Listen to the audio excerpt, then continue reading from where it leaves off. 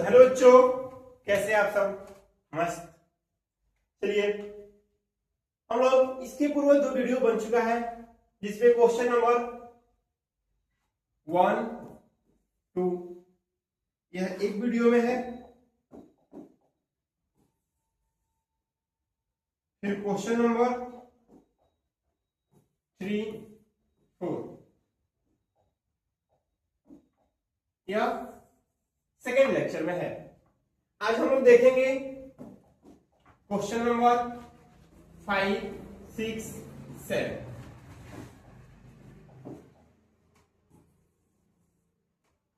तो आप लोग अगर फर्स्ट वीडियो नंबर फर्स्ट और सेकंड नहीं देखे होंगे तो जाके इसका लेक्चर फर्स्ट और सेकंड वाले देखिए। उसके बाद से क्वेश्चन नंबर 5, 6, 7 को आज हम लोग देखेंगे।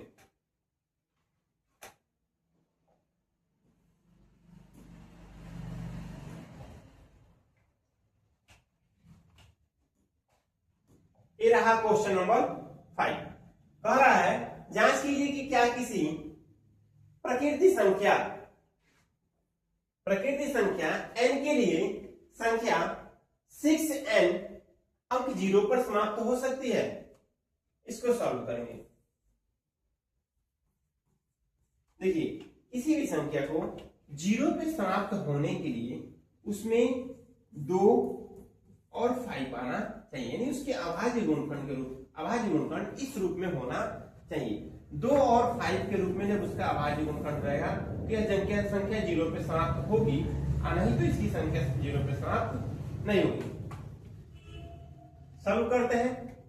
लिखेंगे 6n का अभाज्य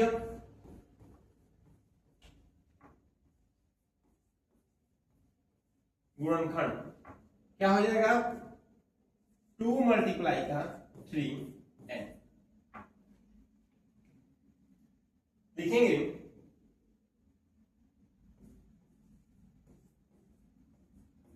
किसी भी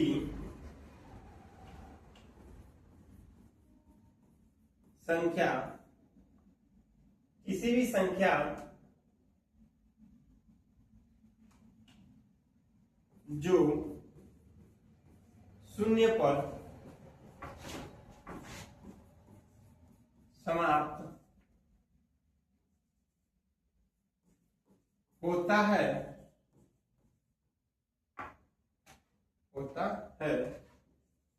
उसका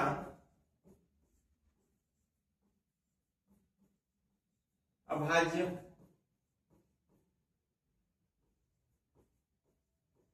गुणनखंड 2 into 5 n के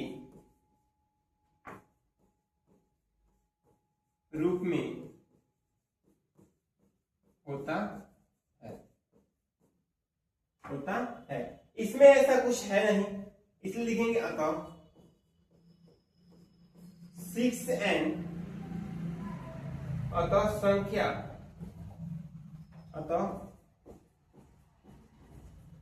संख्या 6n अंक 0 पर समाप्त नहीं होगा। यह आपका क्वेश्चन नंबर 5। यानी 0 पे समाप्त होने के लिए 2 into 5 के रूप में उसका अभाज्य गुणनखंड होना चाहिए, लेकिन इसमें ऐसा कुछ नहीं, इसमें 5 नहीं है, इसलिए 0 पे समाप्त नहीं होगा। यह आपका क्वेश्चन नंबर 5 रहा। इसका आप स्क्रीनशॉट लीजिए। चलिए चलते हैं नेक्स्ट क्वेश्चन की तरफ। क्वेश्चन नंबर 6 क्या कह रहा है? व्याख्या कीजिए कि 7 मल्टीप्लाई 11 मल्टीप्लाई 13 प्लस 13 और 7 multiply 6 multiply 5 multiply 4 multiply 3 multiply 2 multiply 1 plus 5 अभाज्य संख्या है। इसको सॉल्व करेंगे। लिखेंगे संख्या फर्स्ट लेते हैं। क्या दिया है? 7 मल्टीप्लाई 11 मल्टीप्लाई 13 प्लस का 30। जब ऐसी संख्या आपके सामने आता है तो इसमें ध्यान देंगे कि यहाँ भी 13 है और यहाँ भी 13 है, बीच में प्लस है, यानी इधर का एक पद बना और इधर का एक पद बना। देखिए यह एक रूप हुआ, यह रूप एक हुआ और इधर अलग हो गया, यह देखिए यह अलग हो गया। यानी इसमें और इसमें जो चीजें कॉमन है उसे कॉमन ले लीजिए, जो चीजें कॉमन है, इसमें भी 13 है, इसमें भी 13 है, यानी संख्या 13 को हम कॉमन ले लिए। अब क्या बच गया, यहां से बचा 7 मल्टीप्लाई 11, 13 तो कॉमन चला गया, प्लस बच गया 1, क्योंकि 13 यहां से कॉमन चला गया, यहां से भी 13 कॉमन चला गया, तो प्लस क्या बच गया 1। इसको देखेंगे तो 13 11 में 7 से गुणा करेंगे तो क्या हो जाएगा 77 प्लस का 1। यह देखेंगे तो 13 दोनों का देखेंगे जोड़ेंगे तो क्या हो जाएगा 77 और 1 78। यह एक भाज्य संख्या है, अतः यह एक भाज्य संख्या है, क्योंकि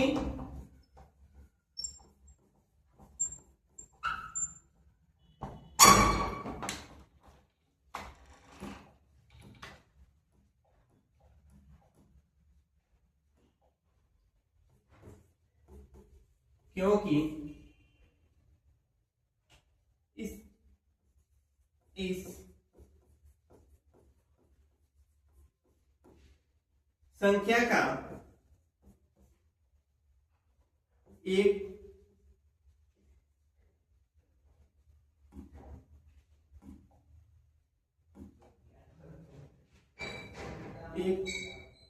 को छोड़कर अन्य भी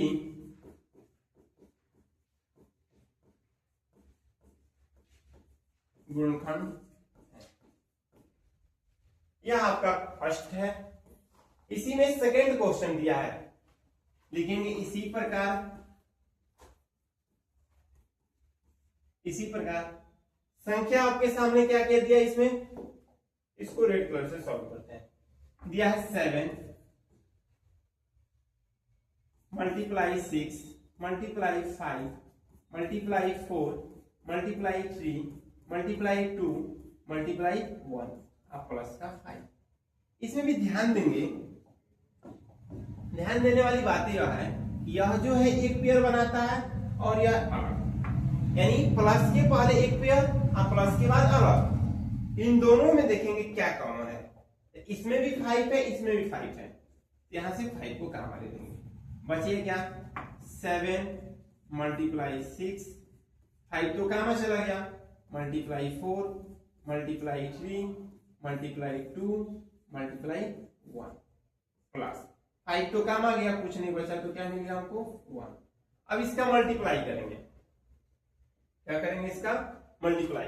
अब देखिए 1 में 2 से गुणा करेंगे 2, 2 में 3 से करेंगे 6, 6 में 4 से गुणा करेंगे तो 24, क्या हो गया 24। 7 में 6 से गुणा करेंगे तो 42। अब इन दोनों का आपस में गुणा कर देंगे, 4 दूनी 8 2 दूनी 4 4 चौको 16 2 दूनी 4 1 5 मिल गया 8 6 4 10 और 6, यानी इसका देखा गया तो 5 पूरे का मल्टीप्लाई किए, 7 6 के 42 4 के 12 दूनी 24 में 1 से गुणा किए तो 24, 4 दूनी 8 2 दूनी 4 4 चौको 16 और 2 दूनी 4 और 1 5 8 6 4 10 5, यानी 608 अब प्लस का 1। अब देखिए इसको देखेंगे तो 5 609, यानी इसका भी 2 गुणनखंड मिल गया हमें, इसका भी हमें 2 मिल गया, मतलब 5 मल्टीप्लाई 609, इसका भी क्या हो गया हमें 2 मिल गया। तो लिखेंगे अतः यह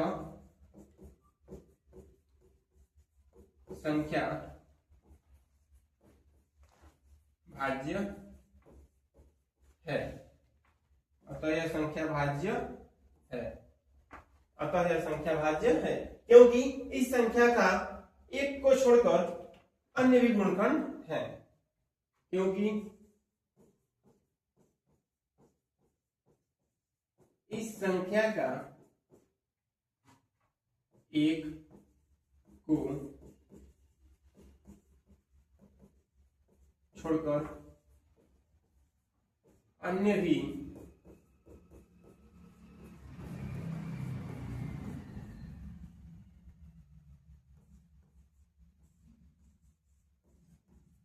गुणनखंड है।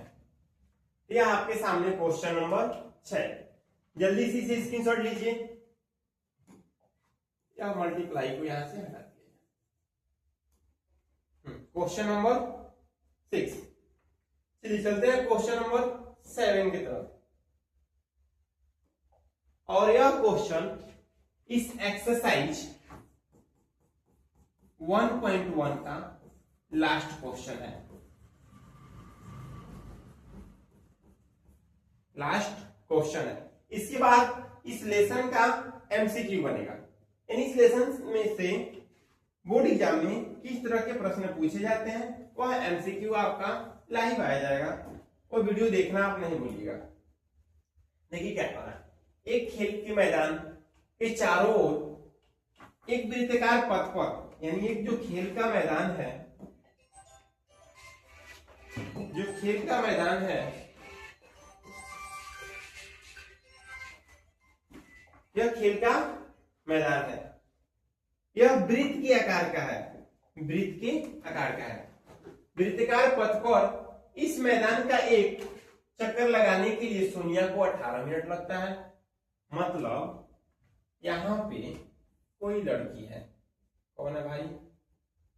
लड़की। इसके बाल को थोड़ा बना दिया जाए जिससे पता चले कि लड़की है। यह कौन है? सोनिया। सोनिया को एक चक्कर दौड़ने में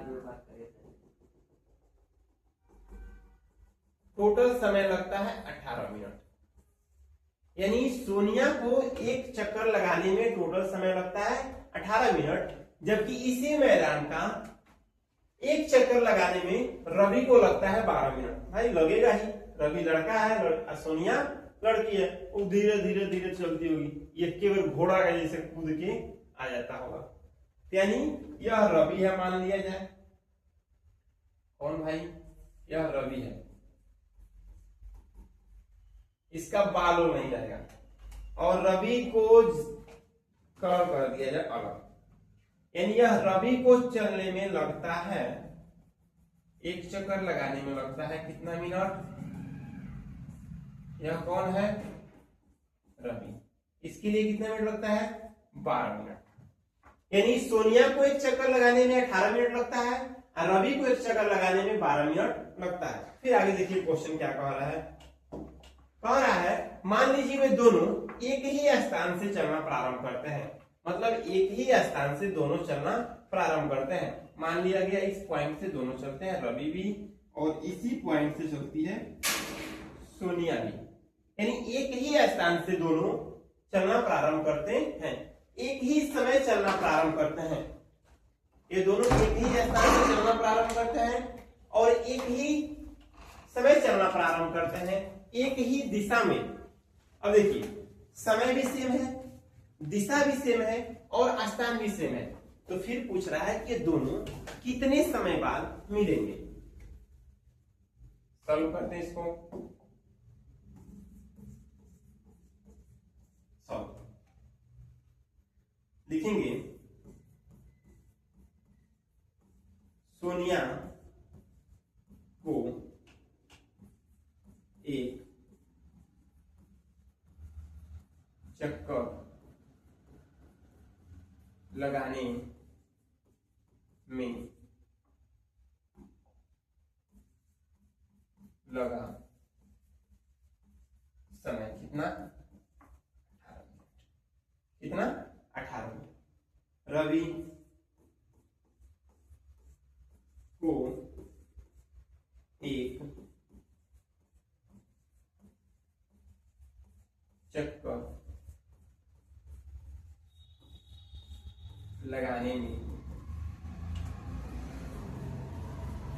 लगा समय 12। पुनः कितने समय बाद ये दोनों मिलेंगे?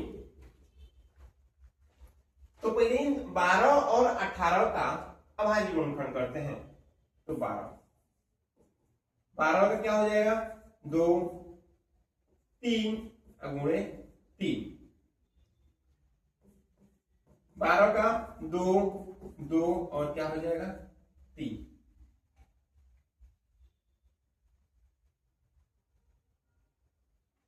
देखेंगे पुनः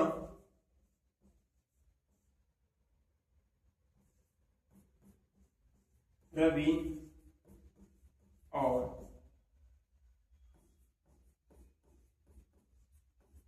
सोनिया